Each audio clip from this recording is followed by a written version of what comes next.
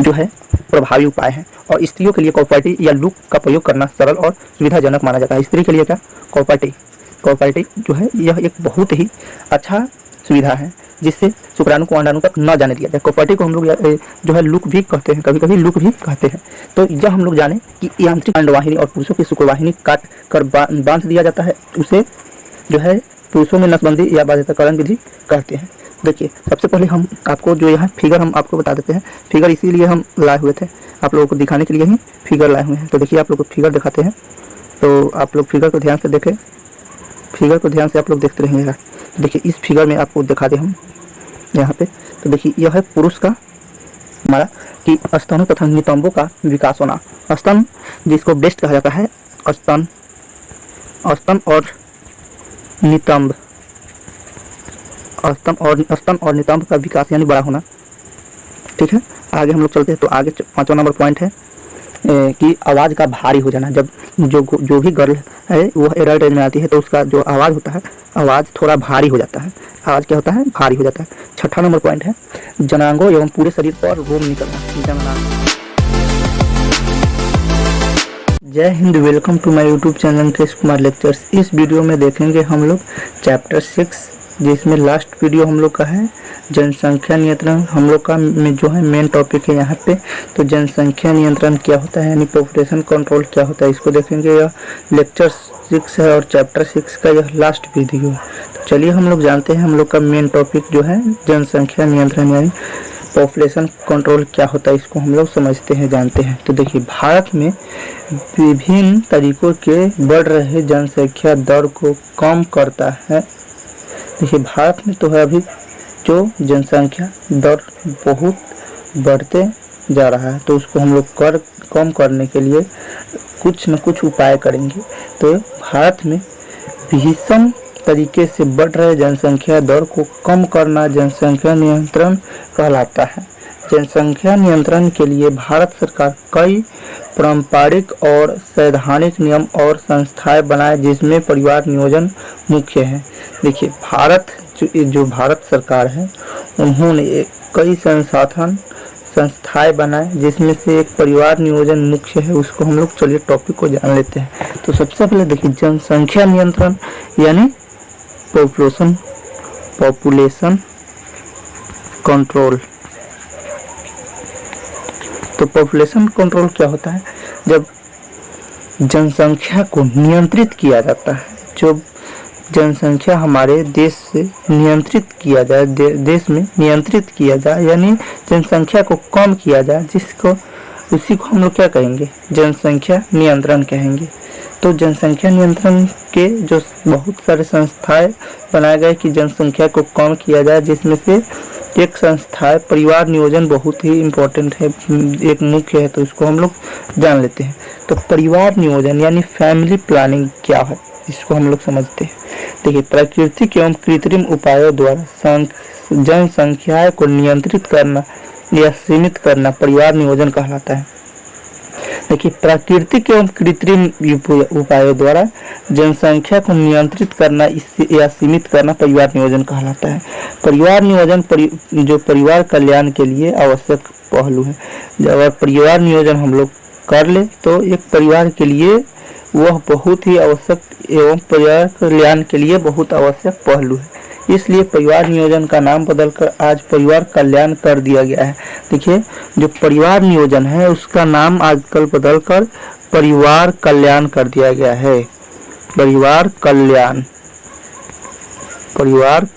कर दिया गया है। ठीक है, तो चलिए अब हम लोग अगला टॉपिक देखते हैं। तो हम लोग जो अगला टॉपिक है जनसंख्या नियंत्रण के मुख्य 2 उपाय हैं। तो सबसे पहले जान लेते हैं कि जनसंख्या नियंत्रण के मुख्य 2 उपाय कौन कौन से हैं। तो सबसे पहला है गर्भ निरोधक या गर्भ निरोध, दूसरा है नसबंदी या बाध्यकरण, जिसको शल्य चिकित्सा विधि भी कहते हैं। तो चलिए हम लोग जान लेते हैं कि गर्भ निरोध होता क्या है। सबसे पहले जान लेते हैं कि हम लोग गर्भ निरोध क्या होता है, इसको हम लोग समझते हैं। देखिए वह विधि जिसमें अंडाणु को निषेचित होने से या शुक्राणु को अंडाणु तक पहुंचने से रोका जाता है, उसे गर्भ निरोधक कहते हैं। देखिए अगर अंडाणु तक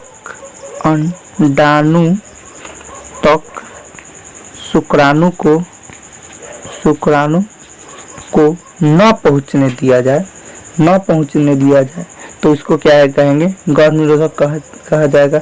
गर्भ निरोधक विधि में निषेचन के जो 3 महत्वपूर्ण जो है विधियां है उसको हम लोग समझते हैं। तो सबसे पहला विधि जो है आत्मसंयम या प्राकृतिक निरोधक विधि।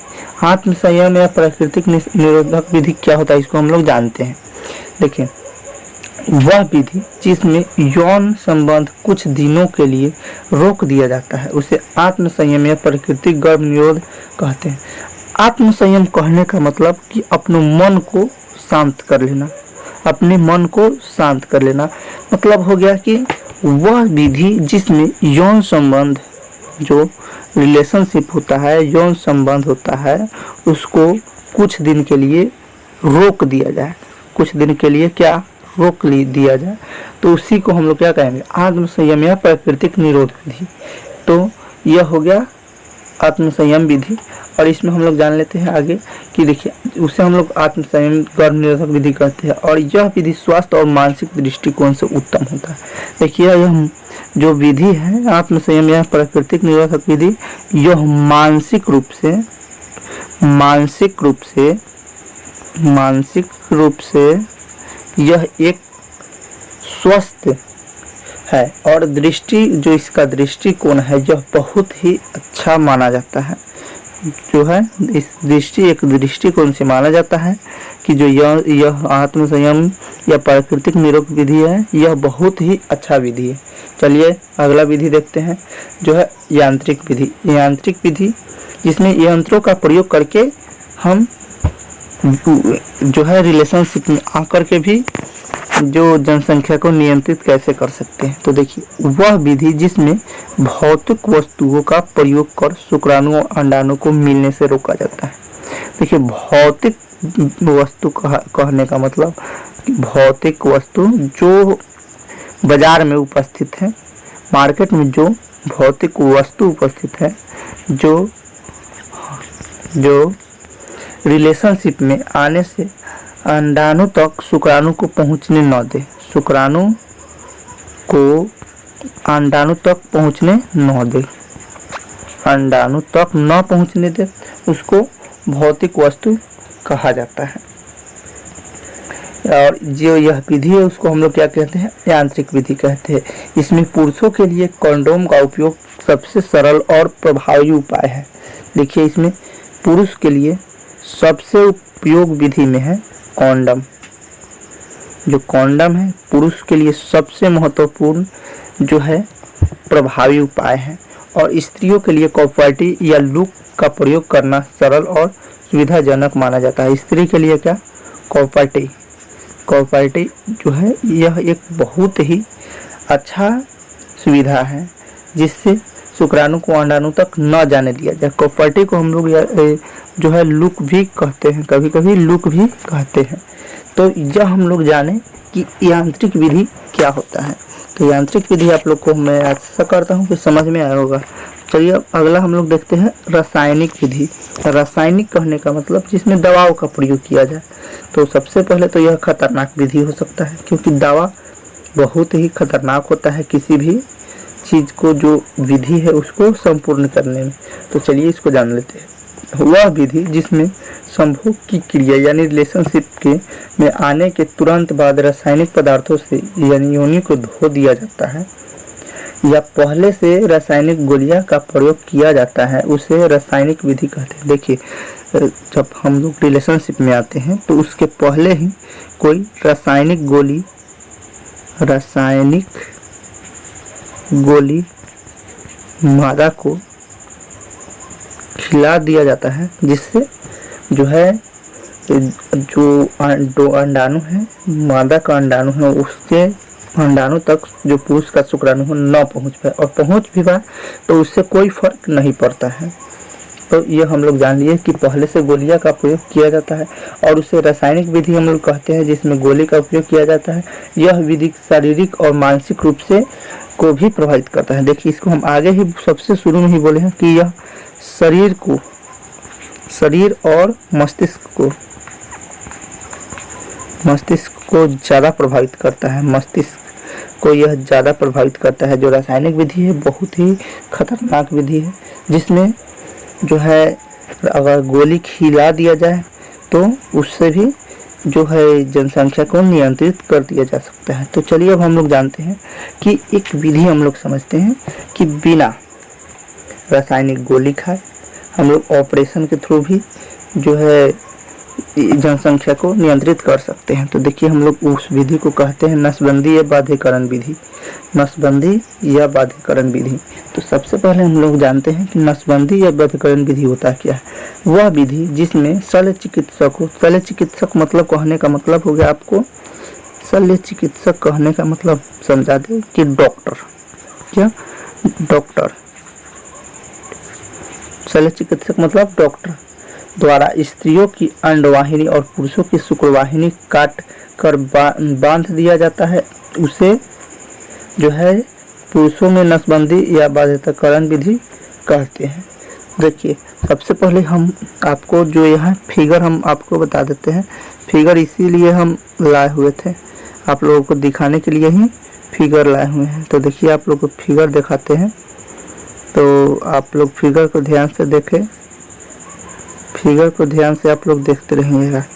तो देखिए इस फिगर में आपको दिखा दे हम यहाँ पे।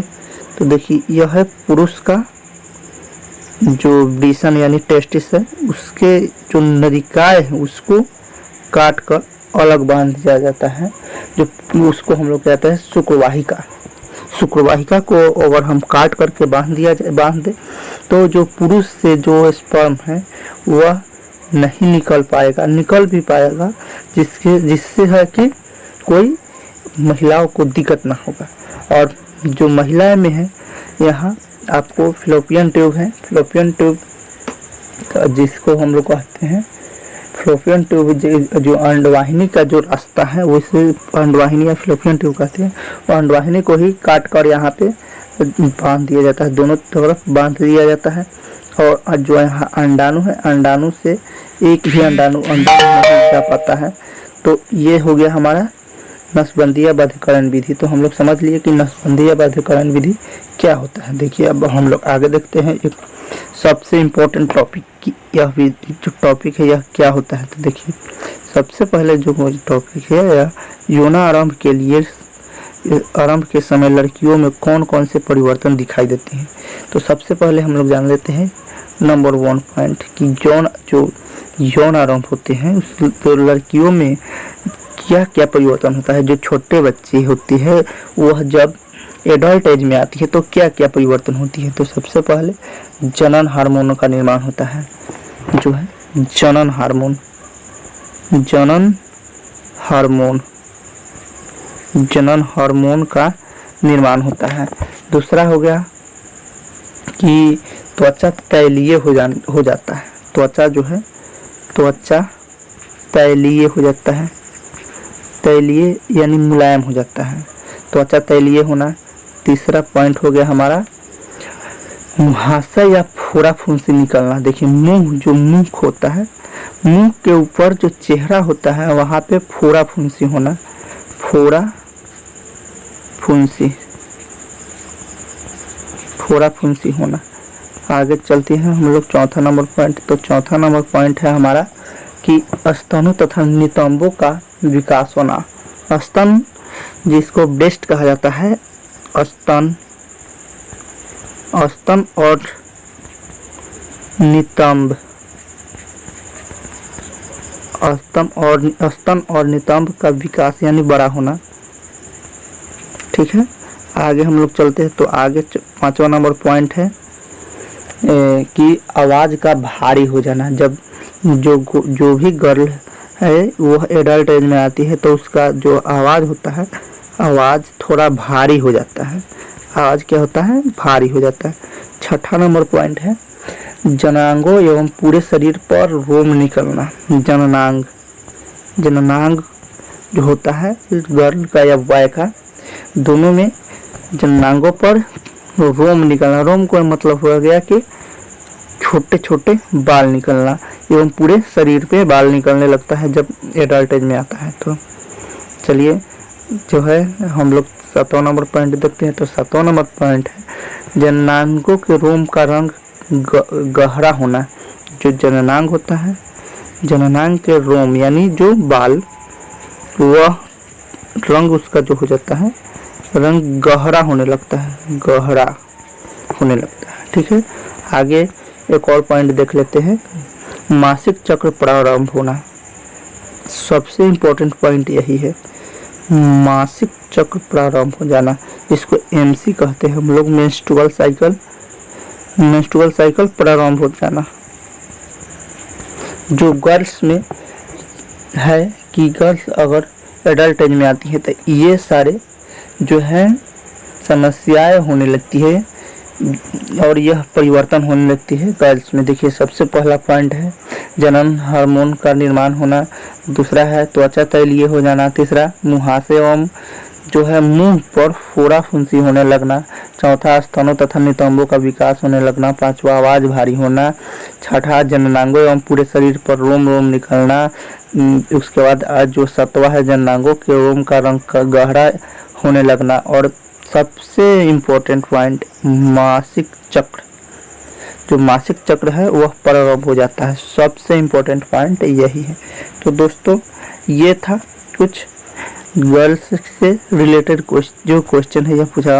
अब हम लोग का यह जो टॉपिक है, जो ये चैप्टर नंबर 6 था वह शुद्ध गया। अब हम लोग देखेंगे नेक्स्ट चैप्टर 7। तो चैप्टर 7 का नाम है आनुवंशिकता तथा जैव विकास। तो इसको हम लोग देखेंगे अगले वीडियो में। तब तक के लिए जय हिंद।